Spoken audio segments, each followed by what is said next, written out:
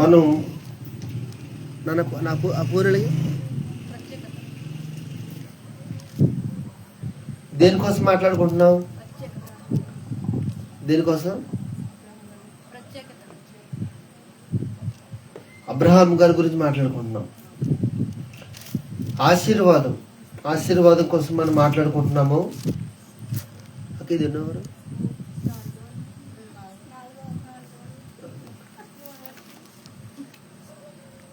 Okay.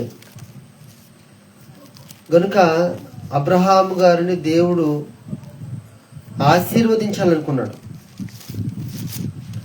Abraham గారిని దేవుడు ఏమనుకున్నాడంటే ఆశీర్వదించాలనుకుని పిలిచాడు. ఒకసారి వచ్చిన చదవండి, ఎవరైనా చదవండి.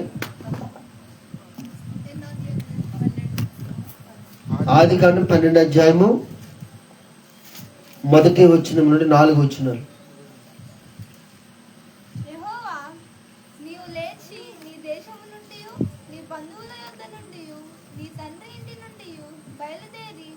నేను నీకు చూపించు దేశమునకు వెళ్ళుము.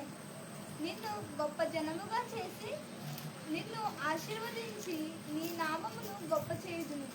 నీవు ఆశీర్వాదముగా నుండువు. నిన్ను ఆశీర్వదించు వారిని ఆశీర్వదించదును, నిన్ను దూషించు వారిని శపించదును. భూమి యొక్క సమస్త వంశములు నీ యందు ఆశీర్వదించబడినని అబ్రాముతో అనగా, యెహోవా అతనితో చెప్పిన ప్రకారము అబ్రాము వెళ్ళెను. లోతు అతనితో కూడా వెళ్ళెను. అబ్రాము హారాను నుండి బయలుదేరినప్పుడు 75 ఏళ్ల ఈడు గలవాడు. చాలా చిన్న ప్రార్థన. స్తోత్రం నాయనా, ఇదిగో తండ్రి, మాటలు వివరించడానికి దేవా మీరు నాకు సహాయం చేయండి. మీ వాక్యము ధారాళంగా వెళ్ళడానికి సహాయం చేయండి దేవా. మీ సన్నిధి నాయన మాతో ఉంచమని, మరి ఎంతమంది అయితే మీ మాటలు వింటున్నారో వారందరూ కూడా మీ వాక్యం విని బలపడిన సహాయం చేయమని ప్రభా. మరి అబ్రహాం గారి గురించి మేము ధ్యానిస్తుండగా అబ్రహాం గారి జీవితంలో నుంచి మాతో మాట్లాడమని మా రక్షకుడు ప్రభు అయిన క్రీస్తు యేసు నామములో బ్రతమాలుకుంటున్నాడు తండ్రి, ఆమేన్. మన ప్రభు రక్షకుడైన యేసుక్రీస్తు నామములో అందరికి వందనాలండి. దేవుని వాక్యం చూస్తే, యెహోవా నీవు లేచి నీ దేశము నుండి, నీ బంధువుల వద్ద నుండి, నీ తండ్రి ఇంటి నుండి బయలుదేరి నేను నీకు చూపించి దేశంలోకి వెళ్ళుము. నిన్ను గొప్ప జనముగా చేసి నిన్ను ఆశీర్వదించి నీ నామమును గొప్ప చేయుదును. నీవు ఆశీర్వాదముగా నుండువు. నిన్ను ఆశీర్వదించు వారిని ఆశీర్వదించదను, నిన్ను దూషించమని శపించదను. భూమి యొక్క సమస్త వంశములు నీ యందు ఆశీర్వదింపబడునని అబ్రాముతో అనగా, యెహోవా అతనితో చెప్పిన ప్రకారము అబ్రాము వెళ్ళెను. దేవుని వాక్యం మనం చూస్తే అబ్రహామును దేవుడు ఏమనుకున్నాడంటే ఆశీర్వదించాలనుకున్నాడు. ఏమనుకున్నాడమ్మా? అందుకే అన్నాడు, అయ్యా నేను నిన్ను ఆశీర్వదించాలనుకుంటున్నాను, పంచే నువ్వు నీ దేశం నుంచి, నీ బంధువుల నుండి, నీ తండ్రి ఇంటి నుండి బయలుదేరి నేను చూపించి దేశానికి వెళ్ళు, నేను నిన్ను ఆశీర్వదిస్తానని చెప్పాడు. అప్పుడు ఆయన బయలుదేరి వెళ్ళిపోయాడు. అంటే పోయిన వారు ఏం చెప్పుకున్నాం? అబ్రహాములో ప్రత్యేకతను దేవుడు కోరుకున్నాడు. అప్పుడు మనం ఏం చెప్పుకున్నామంటే అబ్రహాముని దేవుడు ఎందుకు ప్రత్యేకించాడంటే ఆశీర్వదించాలని. అలాగే మనం కూడా ఆశీర్వాదం పొందాలంటే మనం కూడా ఏం చేయాలి?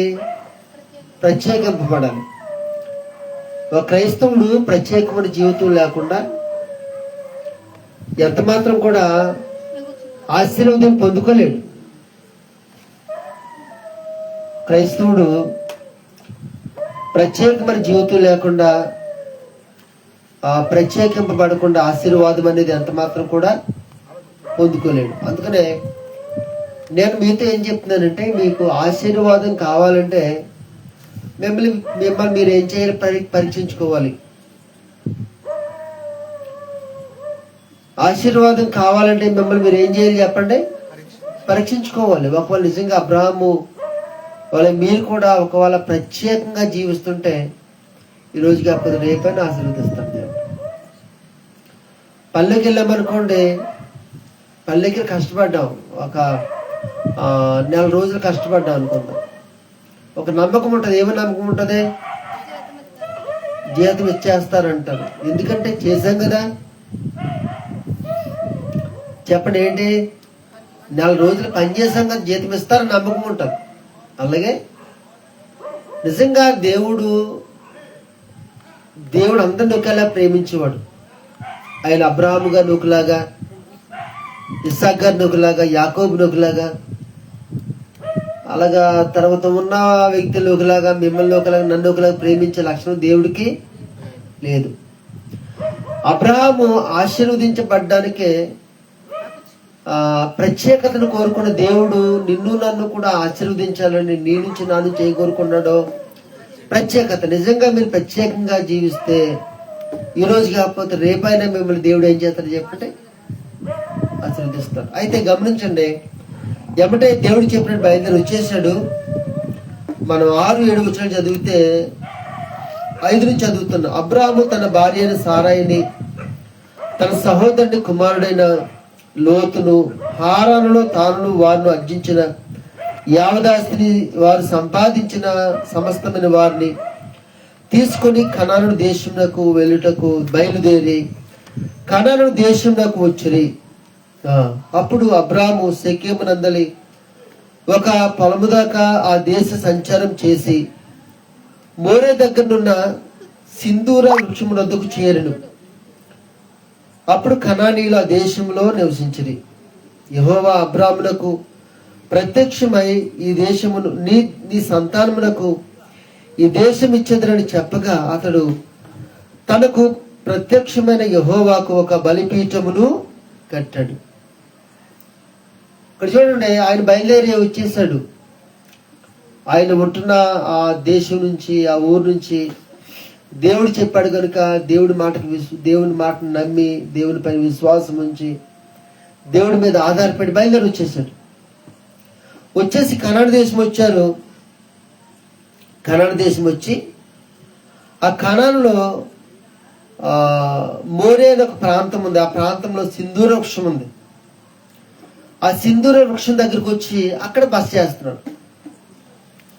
మీరు గమనించారు లేదో, పాత రోజుల్లో, మీ రోజుల్లో అవ్వచ్చు, ఇదివరకు ఎక్కడ తగులు పెడితే ఎక్కడ పెట్టేవారు? తగులు బాగా మన తాతల కాలంలో ఏమంటే తగులు పెట్టాలని ఎక్కడ పెట్టేవారు? చెట్ల కింద. ఎక్కడైనా పెద్ద చెట్టు ఉంటే ఆ చెట్టు కాడికి గ్రామ ప్రజలందరినీ పిలిచి అక్కడ తగు పెట్టేవారు. అక్కడ న్యాయం తీరుస్తూ ఉండేవారు అన్నమాట. అది మన వైపునే కాదు, బైబిల్లో నుంచి వస్తుంది. అప్పట్లో కూడా సింధూర వృక్షం అనేది అది కొద్దంత పెద్దగా ఉండేది కనుక అక్కడ ఎవరైనా దారి నుంచి వెళ్ళే వాళ్ళు నీడ కావులు తగ్గ చక్క కొంత సమయం సేద తీర్చుకునేవారు.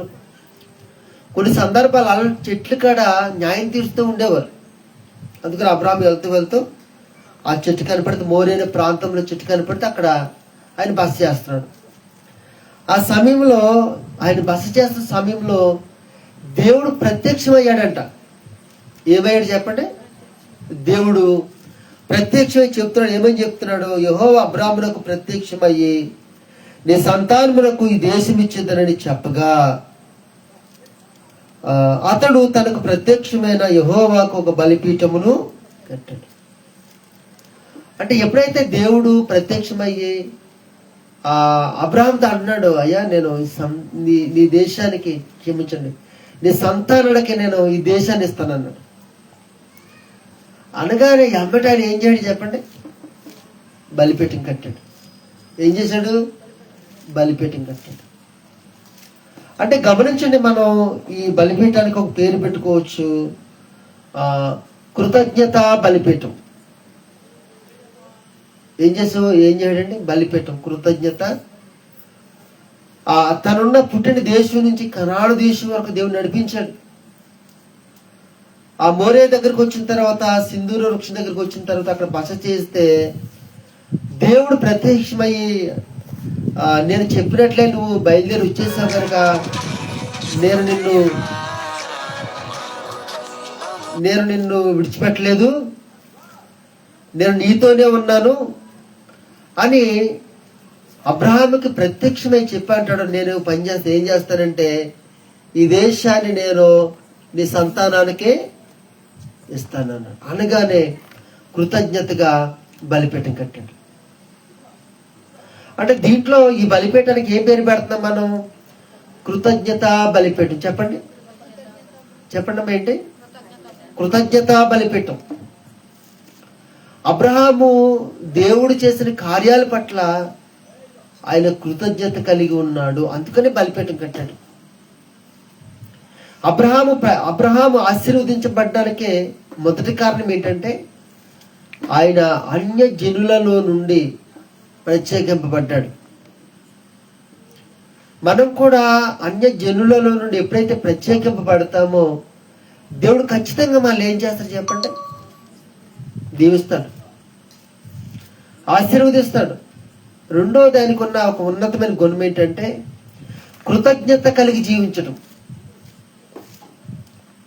దేవుడు తనకు చేసిన మేలుని బట్టి కృతజ్ఞత జీవితం కలిగి ఉండడం. అందుకని అబ్రహాం జీవితం నుంచి మనం ఏం నేర్చుకోవాలి అంటే కృతజ్ఞత కలిగి ఉండడం నేర్చుకోవాలండి. ఒకవేళ మీరు అందరినీ అమ్మ మీరు చేయొద్దండి, ఎంతమంది దీవించబడాలని ఉందంటే ఏం చేస్తారు మీరు చెప్పండి? ఏం చేస్తారు? ఎత్తిరత్రా? అవునా? సరే మీరు చేయొద్దండి అమ్మా, ఎంతమంది ప్రత్యేకంగా జీవించాలనుకుంటారని చేస్తారా? పెళ్ళిళ్ళలోను, ఏమండి, పెళ్ళిళ్ళలోను, గృహప్రవేశాల్లోను, పండగల్లోను, హబ్బాల్లోను చేస్తారా? డౌట్. ఎత్తుని కాడి నుంచి కొంపలు అడిపోతాయేమో. కానీ అబ్రహాము అలా కాదు. అబ్రహాము దేవుడు చెప్పాడు నువ్వు ప్రత్యేకంగా ఉండాలయా అన్నాడు.